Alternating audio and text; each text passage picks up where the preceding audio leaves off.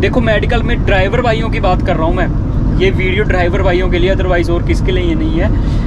हाँ, खर्चा हो सकता है कि खर्चा सभी का इतना इतना ही आता है, लेकिन ये वीडियो ड्राइवर भाइयों की। टिकट होने से पहले आपका एग्रीमेंट होता है एजेंट के पास। उस एग्रीमेंट में सारा कुछ क्लियर लिखा होता है, सच सारा का सारी सच्चाई तो उस एग्रीमेंट में ही होती है कि आपकी कितनी सैलरी है, आप किस काम में जा रहे हो, और मतलब सब कुछ।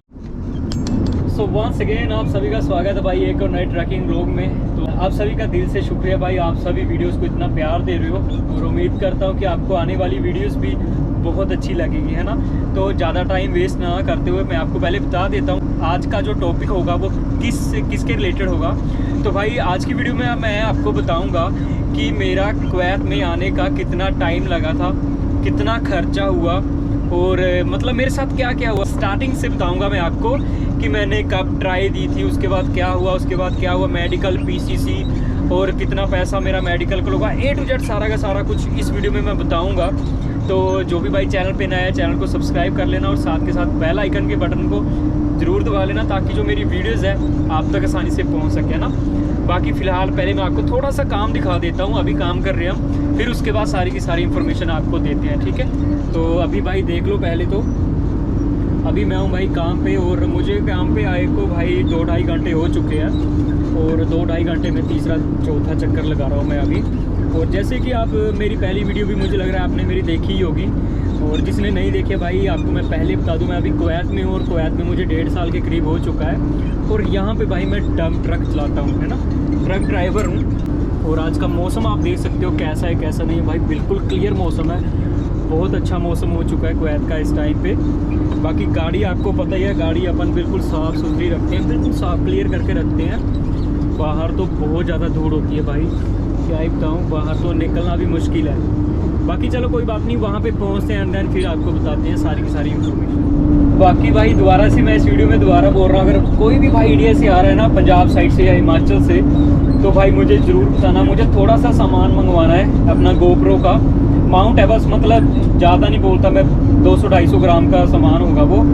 आप कहीं से भी हो, कोई दिक्कत नहीं, आप कहीं से भी हो, कुवैत में आ रहे हो, मेरी वीडियो देख रहे हो ना, जो वो सामान लेके आ सकता हूँ मुझे बताना भाई, मैं ऑनलाइन आपके घर भिजवा दूंगा, वो बस लेके आना भाई।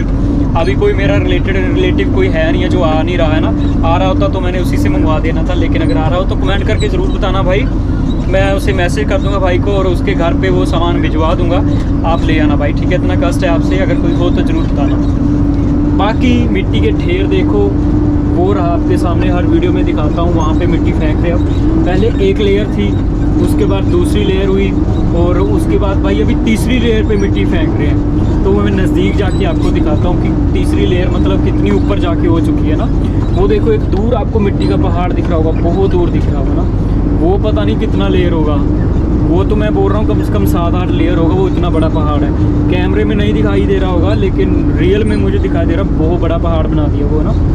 बाकी ये देख लो अभी आपके सामने, ये भी कितना बड़ा मतलब ऊंचा होता जा रहा है। ये तीसरी लेयर है इस पे पड़ रही है जो। तो चलो भाई अभी आपका ज़्यादा टाइम ना वेस्ट करूँ, तो अभी मेन टॉपिक पे आते हैं। तो सबसे पहले मैं आपको बताता हूँ भाई कि मैंने फ़ाइल कब लगाई थी। तो भाई मैंने जो ट्राई थी वो दी थी मैंने, आई थिंक मार्च या अप्रैल के मंथ में दी थी ट्राई अपनी कंपनी की, और मैं एज ए बस ड्राइवर मैंने ट्राई दी थी।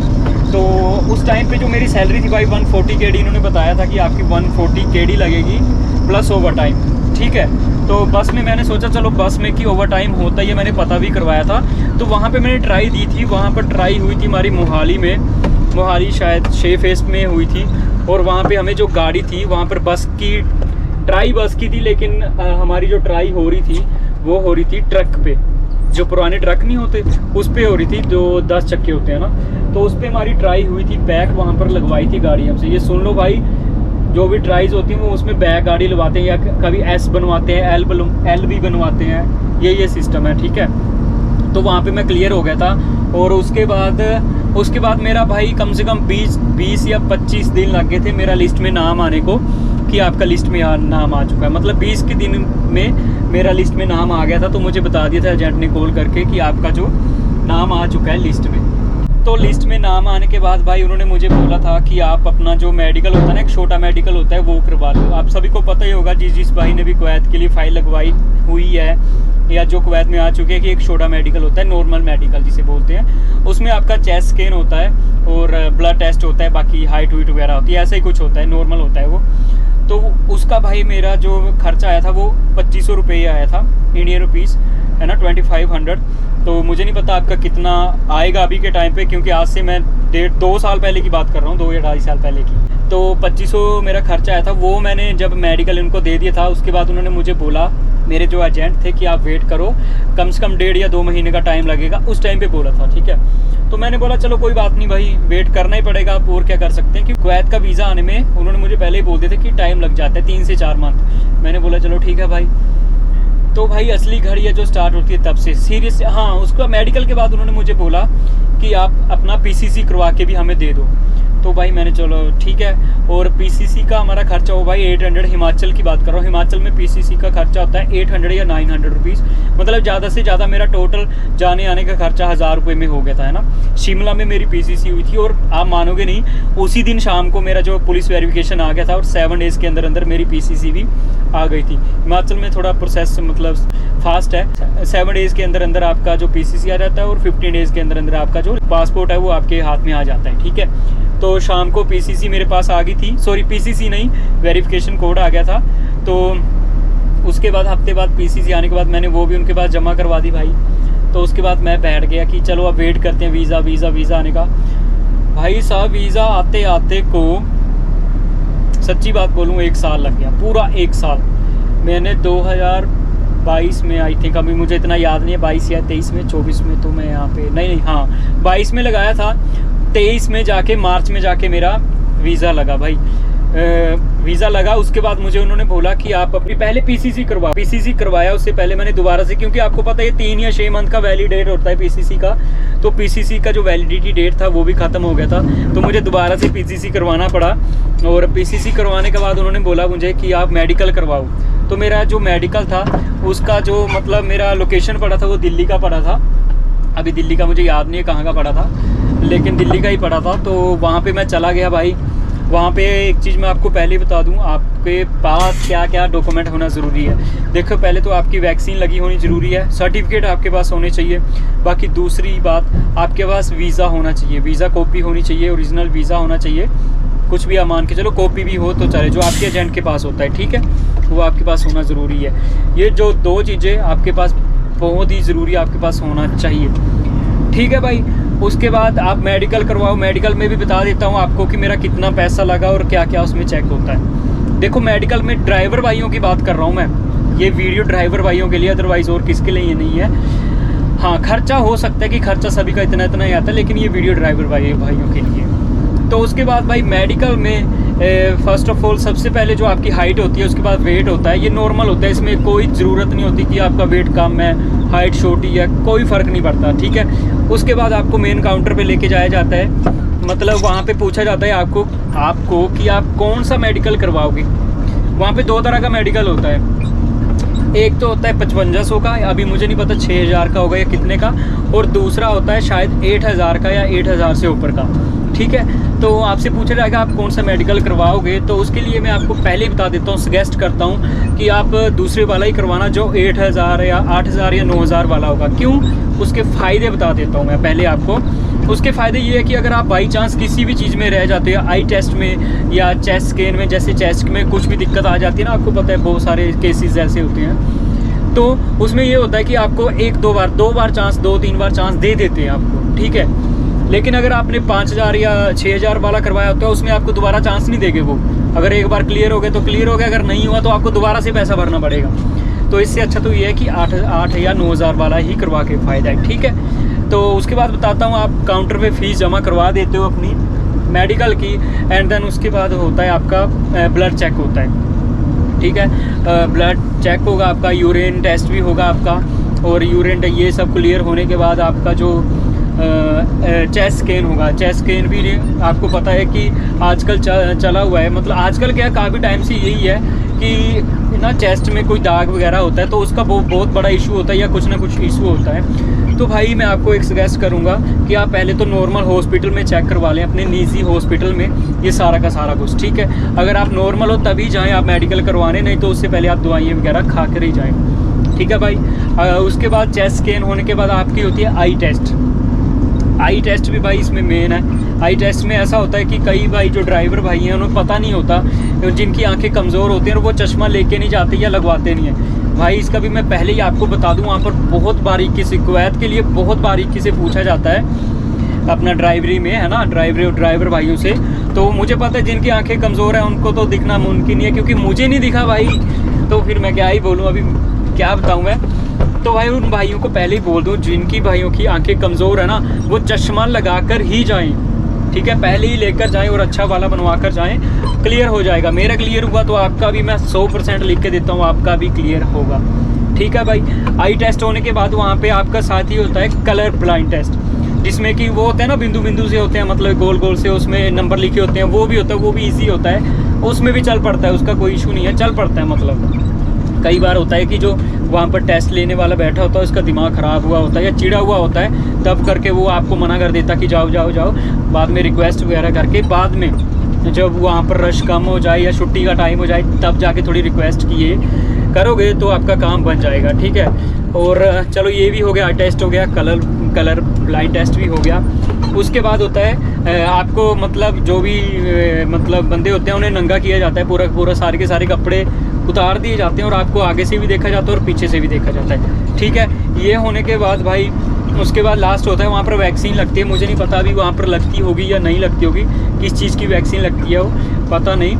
और तो वो भी अगर मर्जी है उसकी, अगर लगवाना चाहते हो तो लगवा सकते हो, नहीं लगवाना चाहते हो तो नहीं लगवा सकते हो, ठीक है। और जो मैं पहले वैक्सीन की बात कर रहा था ना, वो मैं कोरोना वैक्सीन की बात कर रहा था, है ना, कोविड-19 की, उसकी बात कर रहा था। वो वैक्सीन लगी होनी चाहिए आपकी 2 या 3 भाई 3 लगनी चाहिए आपकी, ठीक है। तो ये सब होने के बाद आपको या तो वो बोलेंगे कि आज शाम तक आपका रिपोर्ट आ जाएगा, या तो बोलेंगे कल तक आपका रिपोर्ट आएगा। तो या तो वो ऐसा बोलेंगे कि आपको यहाँ पर कल दोबारा आना है, या तो वहाँ पर एक बंदा होता है जो सभी को अंदर बाहर भेजता रहता है, उसको आपने 100-200 रुपीज़ देना होता है, उसके पास अपना नंबर देना होता है कि ये लो भाई, तो 100-200 खर्चा ले लो और मुझे है जो हमारी रिपोर्ट भेज देना, ठीक है। तो वो भेज देगा, वहाँ पर बंदा होता ही होता है, आप पूछ लेना किसी से भी। तो ये तो हो गया भाई मेडिकल का सारा कुछ। मेडिकल रिपोर्ट आपकी आती है, आप एजेंट के पास देते हो। उसके बाद आपका जो ये सारा सिस्टम होता है ये जाता है एम्बेसी के पास वीज़ा स्टम्प होने के लिए। उसके लिए भाई आपके 15 डेज़ होते हैं, 14 से 15 दिन लग जाते हैं, मतलब 12-15 दिन लग जाते हैं। तो अपना आपका स्टम्प होके भी आ गया तो लास्ट आपका जो प्रोसेस रहता है वो रहता है भाई अपना टिकट का, ठीक है। ये मैं अपनी बात बता रहा हूँ, वैसे सारा का सारा कुछ, ये तो चलो वैसे बता रहा हूँ कि अपनी बात बता रहा हूँ। ये सब कुछ होने के बाद भाई उसके बाद टिकट का हुआ, और टिकट होने से पहले आपका एग्रीमेंट होता है एजेंट के पास। उस एग्रीमेंट में सारा कुछ क्लियर लिखा होता है, सच सारा का सारी सच्चाई तो उस एग्रीमेंट में ही होती है कि आपकी कितनी सैलरी है, आप किस काम में जा रहे हो, और मतलब सब कुछ टोटल A to Z उसमें लिखा होगा। उसको ध्यान से पढ़ना भाई, बिल्कुल ध्यान से। अगर तो आपको लगता है कि ठीक है तभी आना, अगर नहीं लगता तो साइन मत करना और मना कर देना भाई उसको डायरेक्ट ही, क्योंकि आपको पहले कुछ एजेंट और बोलता है, बाद में कुछ और निकलता है अगर एग्रीमेंट में, तो आप उसे मना कर सकते हो। हाँ, वो तो आपको धमकाने की, डराने की कोशिश करेगा, ऐसा वैसा, हमारा इतना खर्च हो गया, हमारा ये हो गया, वो हो गया, खल्ली बल्ली भाई, कोई दिक्कत नहीं है, आप मना कर दो अगर आपको सही नहीं लग रहा है, ठीक है। बाकी आपकी वो वीडियो भी बनाएगा अगर आप एग्री हो कि हाँ मैं अपनी मर्जी से जा रहा हूँ, मैंने सब कुछ देख लिया, इन्होंने जो बोला ऐसा वैसा वैसा। तो ये होने के बाद जब आप अपनी पेमेंट करते हो तो आपकी टिकट होती है। और पेमेंट का मैं बता दूं कि मेरा कितना खर्चा हुआ है भाई, 140 मेरा हुआ है, ये सच्ची बात बता रहा हूँ मैं, झूठ नहीं बोल रहा भाई। 1,40,000 मेरा 2023 में लगा है, ठीक है भाई। और अलग वो तो एजेंट का था भाई, मेडिकल का अलग से। अगर मैं सारा बताऊं तो भाई 180 190 तक मेरा जो खर्चा वो कुवैत आने का आ चुका है ट्रक ड्राइवर में। और एक लास्ट में जिस भी भाई ने यहाँ तक वीडियो देख लिया उनको मैं बोल दूँ, ट्रक ड्राइवर में अगर आप आना चाहते हो भाई तो इंडियन लाइसेंस ज़रूर बनवाना, पहले बनवा लो Indian license, heavy license original, ठीक है। फेक पे आ तो जाओगे आप, मुझे नहीं लगता अभी वैसे यहाँ पर चलता है फेक वाला काम, लेकिन बाई चांस आ भी जाते हो यहाँ पर काम बन भी जाता है तब भी आपको दिक्कत आएगी भाई। इससे अच्छा तो ओरिजिनल बनवाओ एंड देन फिर यहाँ पर आओ, ठीक है भाई। तो ये जो सारी की सारी मेरी कहानी थी भाई, ये थी मेरी आने की, मतलब मैंने कब फाइल लगाई थी और कब जाकर, मतलब वही मार्च में जाकर, मतलब ये मेरा टोटल काम बनता मार्च में वीज़ा लगा, मार्च अप्रैल मई, हाँ मई जून में जाके भाई मैं, ये भी देख लो उसके बाद का भी प्रोसेस देख लो कितना लंबा चला गया था। मतलब जून 1 को मेरी फ़्लाइट थी, मार्च या अप्रैल में मेरा वीज़ा आ गया था। सॉरी, मुझे उसने बोल दिया था कि तुम्हारा काम बन गया है, तो अप्रैल से बाद मान लो मई जून, हाँ जून जुलाई में जाकर मेरी टिकट थी 1 जुलाई को। तो ये सिस्टम था, इतना टाइम लगा। और आज का टाइम बता दूं कि आज का टाइम कितना टाइम लग रहा है भाई कुवैत में आने के लिए। आज का टाइम भाई 6 से 8 मंथ लग ही रहे हैं भाई, ध्यान से सुन लो, 6 से 8 मंथ आपके लग ही रहे हैं। तो सोच समझ कर आना भाई, अगर आना चाहते हो कुवैत में। और सैलरीज़ भी बहुत ज़्यादा कम लग रही है, जितनी सैलरीज़ पहले लगती थी ना अपना कोरोना से पहले, वो अब नहीं लग रही, बहुत ज़्यादा कम लग रही है। ऊपर से ओवर टाइम भी नहीं है, ये भी मैं पहले ही बता दूँ, ठीक है। तो भाई ये सारा कुछ था, एक ही बार में मैंने आपको सारा का सारा कुछ बता दिया। अभी मेरा गला है वो बैठ रहा है, सूख रहा है, तो मैं वीडियो को ज़्यादा लंबा नहीं करूँगा। तो अगर आपको सारी की सारी इन्फॉर्मेशन अच्छी लगी हो तो भाई वीडियो को लाइक करना, कमेंट करके ज़रूर बताना जो भी आपको और इन्फॉर्मेशन चाहिए, और चैनल को सब्सक्राइब ज़रूर कर लेना मेरी और वीडियोस देखने के लिए। आप जो कमेंट करोगे ना कि भाई इसके रिलेटेड वीडियो बनाओ, मैं कोशिश करूँगा कि उसके रिलेटेड ही मैं वीडियो बनाऊँ, ठीक है। बेशक छोटी, मतलब शॉर्ट वे में बता दूँगा मैं अपनी वीडियो में, लेकिन बताऊँगा ज़रूर। आप ज़रूर बताना कि भाई इसके बारे में बताओ, इसके बारे में बताओ, ठीक है भाई। तो नेक्स्ट वीडियो में मिलते हैं, जब के लिए बाय बाय, टेक केयर, जय हिंद, जय भारत, जय श्री राम।